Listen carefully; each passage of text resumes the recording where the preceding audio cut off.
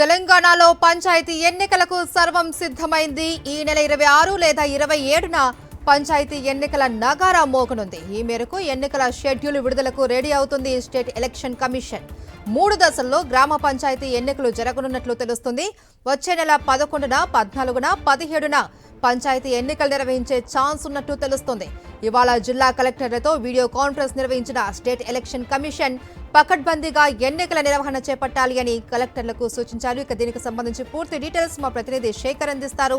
శేఖర్, తెలంగాణ రాష్ట్రంలో పంచాయతీ ఎన్నికల నగారా మోగనుంది. దానికి సంబంధించినటువంటి ఏర్పాట్లు చేసేందుకు ఇటు రాష్ట్ర ప్రభుత్వం అటు స్టేట్ ఎలక్షన్ కమిషన్ కసరత్తు మొదలు పెట్టింది. నిన్న సర్క్యులర్ జారీ చేసి ఎలక్షన్ కు సంబంధించినటువంటి ఎలక్టోరల్ ప్రాసెస్ వేగవంతం చేయాలని ఆదేశాలు జారీ చేయడమే కాకుండా ఈ రోజు జిల్లా కలెక్టర్లతో వీడియో కాన్ఫరెన్స్ నిర్వహించింది స్టేట్ ఎలక్షన్ కమిషన్.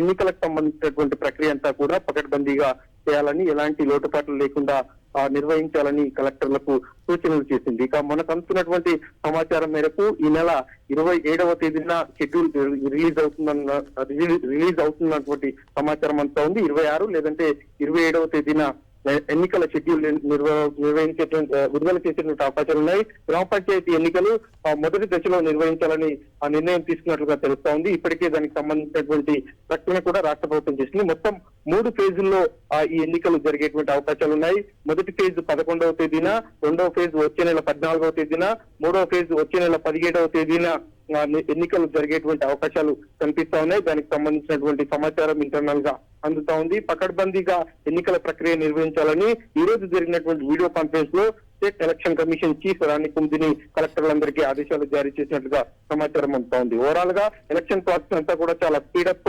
అందుతుందని చెప్పుకోవచ్చు.